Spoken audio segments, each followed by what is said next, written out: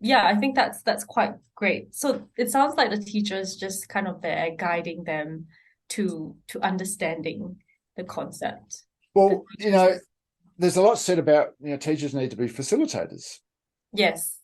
Let's say I'm a procedures first teacher. I've been doing it for 10 years. I've got better at that, but I haven't moved out from that model. Mm, And now I mm, hear you're telling me about facilitation. I don't I don't have a concept of what that looks like.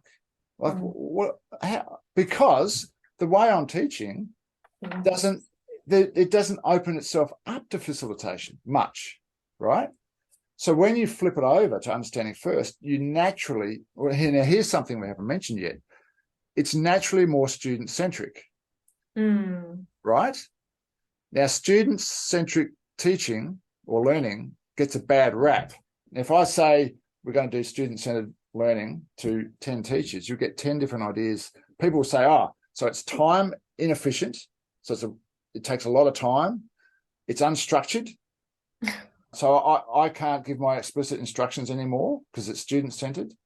And the list goes on. None of these things relate to what I'm talking about when I'm talking about student-centered learning. I'm talking about a time-efficient, highly structured approach that simply gives students a greater sense of control. yeah. That's what the student-centeredness is. Once you start doing that, then you become a facilitator and you see 3 times as much insight from students than you'll ever see in a procedures first approach Mm, because you're listening to what the students are saying. I have been gobsmacked when I first started doing this. mm, This student I had pigeonholed as not very bright and not very good at maths. The ideas this kid was coming out of, and not just this one kid, it was embarrassing for me. I'm thinking, so I've never given this kid a chance until now to show me what he can do and how he can think.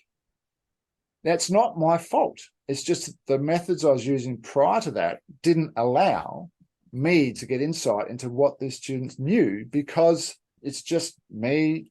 Here's the thing, copy it down, right? Now, the student-centered thing, the reason that understanding first tends to be more student-centered is because it puts the students in the center because once you have kids exploring and understanding, they're no longer following you, which is a teacher-centered thing. They are doing their own thing, but you've structured it. You've got some worksheet that allows them to do that. And I argue that this methodology usually will save you time.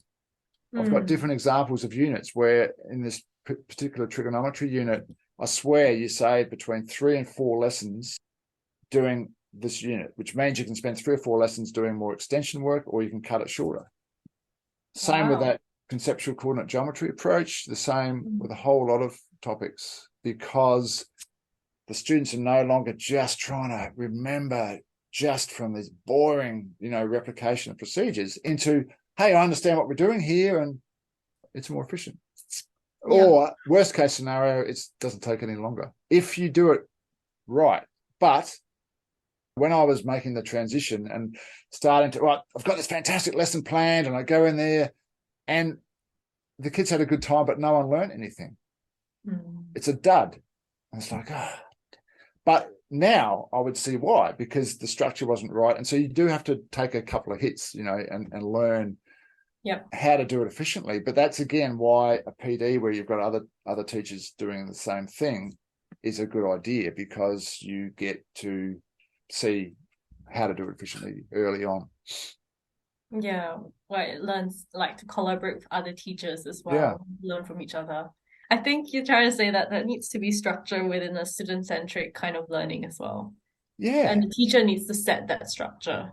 absolutely.